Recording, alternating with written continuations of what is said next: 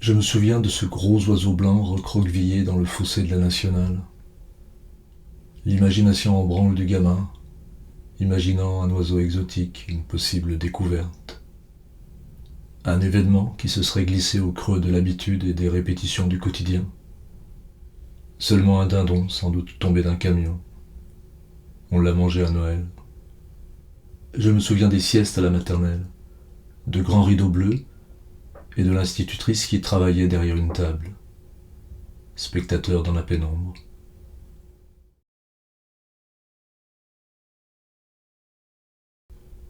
Je me souviens des voitures accidentées qu'on ramenait à la station-service.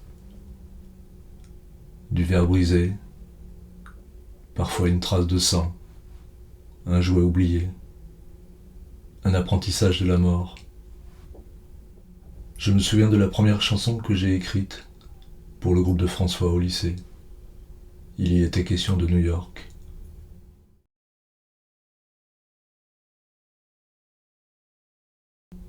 Je me souviens de la première chanson que j'ai écrite pour le groupe de François au lycée.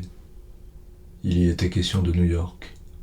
Je me souviens de ce compte-rendu d'une sortie scolaire qui avait duré une semaine et que j'avais écrit avant le séjour. Le scandale qu'avait provoqué chez les profs de dévoiler la supercherie pourtant bien innocente.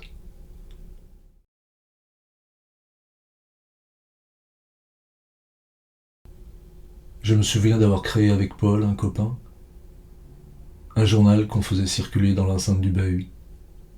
Les photocopies étaient faites par un prof d'un lycée public que Paul avait rencontré. Je me souviens avoir failli être exclu du lycée pour un article sur la télé qui avait pour titre « Cathodique pratiquant ». Je me souviens des posters accrochés sur les murs et la porte de ma chambre.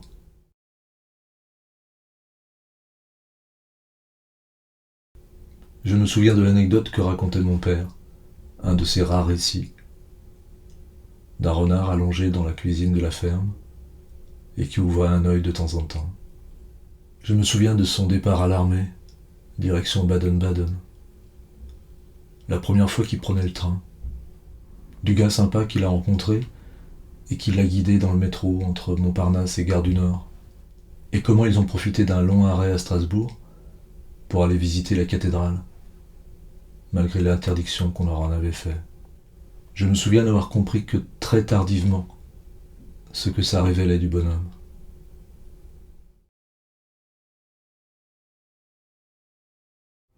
Je me souviens de mon arrivée au collège d'Artenay, ma première affectation. Le principal m'a demandé si j'avais peur des élèves ou si c'était eux qui avaient peur. Je me souviens de ce parent d'élève qui m'a dit « On est un con qui n'ose pas dire son nom ». Je me souviens au café de l'agriculture de la grenade ramenée d'Algérie posée sur l'étagère aux bouteilles. Je me souviens du boucher charcutier, quasi sosie du beauf dessiné par Cabu, assis au comptoir en train de lire La République du Centre, un ballon de rouge devant lui. Je me souviens de l'employé du boucher, avalant lui aussi verre sur verre de rouge ordinaire. Le teint de plus en plus jaune au fil des années, puis un jour remplacé.